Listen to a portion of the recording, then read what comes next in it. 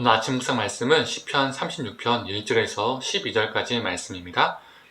악인의 죄가 그의 마음속으로 이르기를 그의 눈에는 하나님을 두려워하는 빛이 없다 하니 그가 스스로 자랑하기를 자기의 죄악은 드러나지 아니하고 미워함을 받지도 아니하리라 하미로다. 그의 입에서 나오는 말은 죄악과 속임이라. 그는 지혜와 선행을 그쳤도다. 그는 그의 침상에서 죄악을 꾀하며 스스로 악한 길에 서고 악을 거절하지 아니하는도다. 여호와여, 주의 인자하심이 하늘에 있고 주의 진실하심이 공중에 사무쳤으며 주의 의는 하나님의 산들과 같고 주의 심판은 큰 바다와 같으니이다. 여호와여, 주는 사랑과 짐승을 구하여 주시나이다. 하나님이여, 주의 인자하심이 어찌 그리 보배로우신지요. 사람들이 주의 날개 그날에 피하나이다. 그들이 주의 집에 있는 살찐 것으로 풍족할 것이라. 주께서 주의 복락을 강물을 마시게 하시리이다. 진실로 생명의 원천이 주께 있사오니 주의 빛 안에서 우리가 빛을 보리이다. 주를 아는 자들에게 주의 인자하심을 계속 베푸시며 마음이 정직한 자에게 주의 공의를 베푸소서. 교만한 자의 발이 내게 이르지 못하게 하시며 악인들의 손이 나를 쫓아내지 못하게 하소서. 악을 행하는 자들이 거기서 넘어졌으니 엎드러지고 다시 일어날 수 없으리이다. 아멘. 오늘 아침 묵상을 들으시는 모든 성도님들에게 이 시편 말씀을 통해서 하나님의 은혜가 있기를 간절히 소망합니다. 오늘 본문 36편 1절에서 4절은 악인들의 특징을 보여줍니다. 그들은 하나님을 두려워함이 없습니다. 즉 하나님을 경외하지 않습니다. 그리고 그들은 죄를 범하고도 부끄러워할 줄 모릅니다. 자신의 죄악은 드러나지도 않고 그것으로 미움받지도 않을 것이라고 의기양양합니다. 완전 범죄가 가능하다고 믿는 것이죠. 하나님도 사람도 아무도 모를 것이라고 자신합니다. 그리고 늘 입으로는 거짓말만 합니다. 그리고 4절 전반부를 보면 그들이 얼마나 성실한지도 말해줍니다.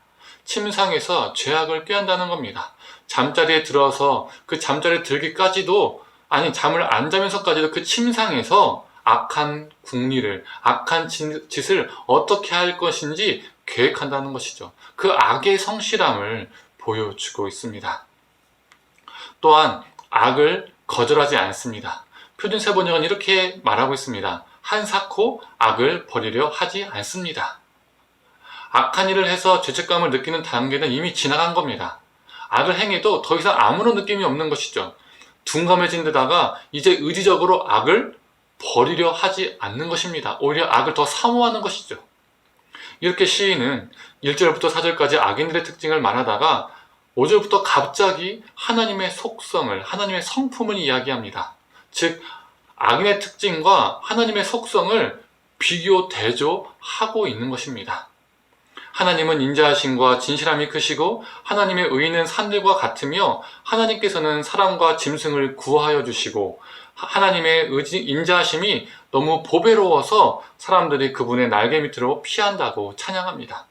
또한 하나님 안에서 풍성함을 누리고 생명의 원천이 주님께 있음을 고백합니다.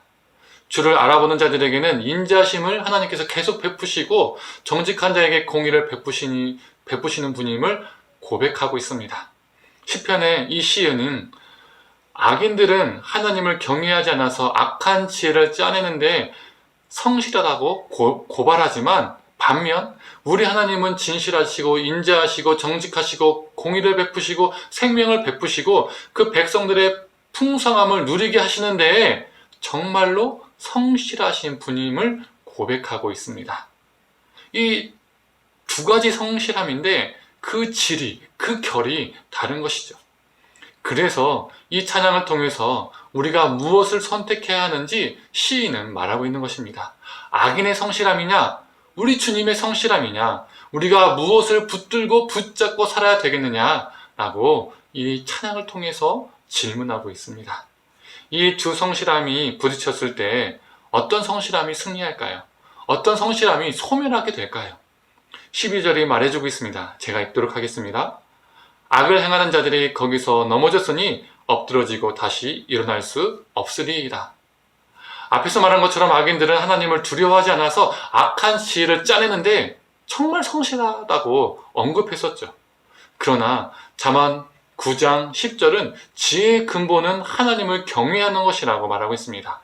참된 선한 지혜는 하나님을 두려워하는 것, 즉 경외하는 것으로부터 시작이 됩니다. 그 지혜는 사람을 죽이는 지혜가 아니라 사람을 살리는 지혜가 됩니다. 그리고 그 지혜는 무엇이 진정한 성실함인지 우리로 하여금 깨닫게 해주고 우리를 인도합니다.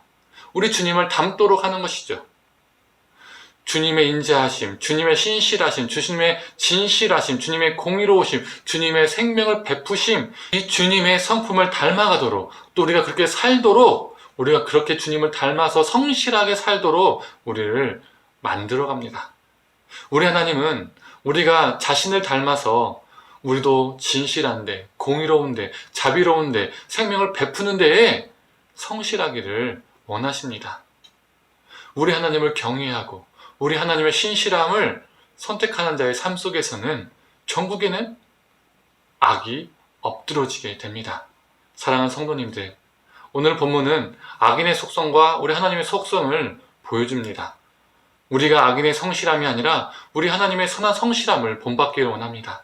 그래서 우리가 거하는 삶의 모든 영역, 가정과 일터와 물론 학업의 장과 모든 삶 속에 우리도 진실하고 공의롭고 자비롭고 생명을 베푸는 데에 성실한 자가 되기를 간절히 소망합니다. 함께 기도하겠습니다. 하나님, 악인들은 악한 지혜를 짜내는데, 악한 일을 하는데 참으로 성실합니다. 그 지혜는 하나님을 경외함이 없고 사람을 죽이는 데 있습니다.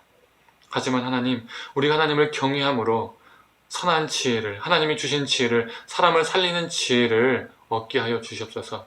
그 지혜를 통하여 하나님의 성실하심을, 하나님의 인자하시고 사랑의 크심을, 공의로우심을, 하나님의 그 깊은 하나님의 성품을 우리가 알아가고 경험할 수 있도록 주님 붙들어 주시옵소서.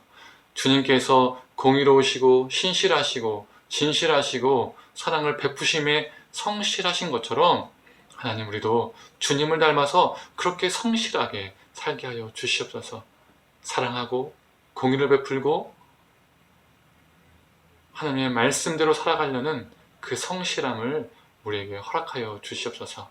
감사드리며 사랑이 많으신 예수님의 이름으로 기도드립니다. 아멘.